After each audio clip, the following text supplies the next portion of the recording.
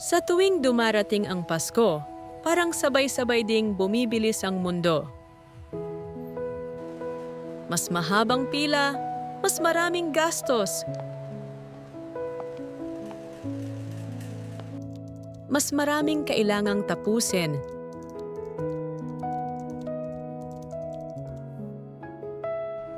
Sa gitna ng lahat ng ito, madalas nating marinig na Christmas is about love. Pero bihira nating itanong, anong klasing pagmamahal ba ang tinutukoy natin? Ang Pasko ay nagsimula hindi sa engrandeng selebrasyon, kundi sa isang tahimik na kwento. Isang pamilyang naglalakbay.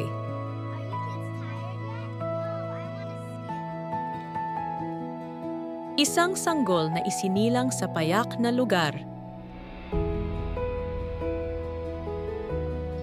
Walang palakpakan, walang marangyang handaan. At doon nagsisimula ang paalala ng Pasko na ang mga bagay na tunay na mahalaga ay madalas dumarating ng simple at hindi inaasahan. Ngayon, kabaligtaran ang ating nakasanayan. Mas malaki ang handa, mas maganda ang dekorasyon, mas mahal ang regalo. Pero bawat Pasko, may mga taong tahimik lang ang selebrasyon. Mga pamilyang sapat lang ang handa. Mga taong mas pinipiling magpahinga kaysa magpakitang tao. At marahil, sila ang mas malapit sa tunay na diwa ng Pasko.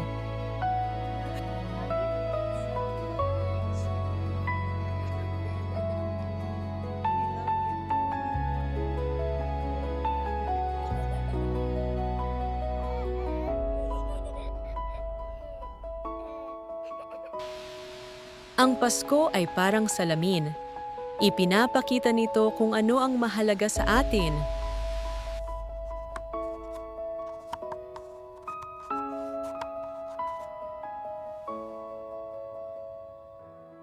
Kung tayo ay laging nagmamadali, baka kailangan nating huminto.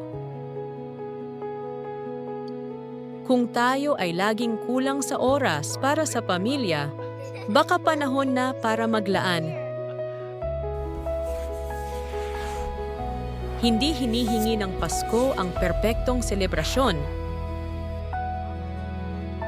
Hinihingi nito ang presensya, hindi mga regalo.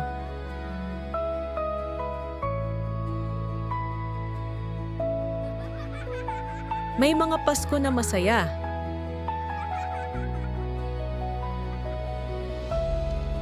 May mga Pasko na tahimik.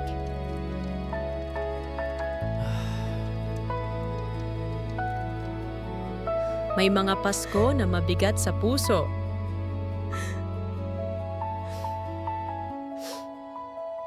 At walang masama sa kahit ano sa mga yon.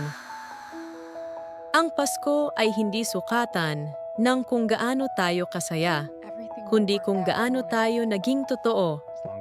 Totoo sa ating pagod, totoo sa ating pangangailangan, at totoo sa isa't isa. Hindi kailangang malaki ang gawin para maging makabuluhan ang Pasko. Minsan, sapat na ang pakikinig sa isang taong gustong magsalita, pagiging mahinahon kahit pagod, pagpili ng kapayapaan kaysa argumento.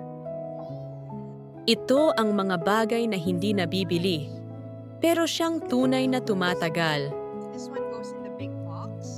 Kapag natapos na ang Pasko, kapag itinabi na ang mga dekorasyon, kapag bumalik na ang normal na takbo ng buhay, ano ang dala natin?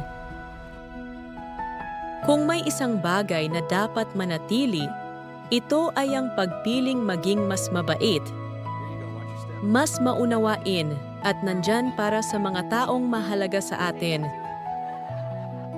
Ang tunay na diwa ng Pasko ay hindi nasusukat sa dami ng handa o regalo, kundi sa kung paano tayo nagbago, kahit kaunti lang.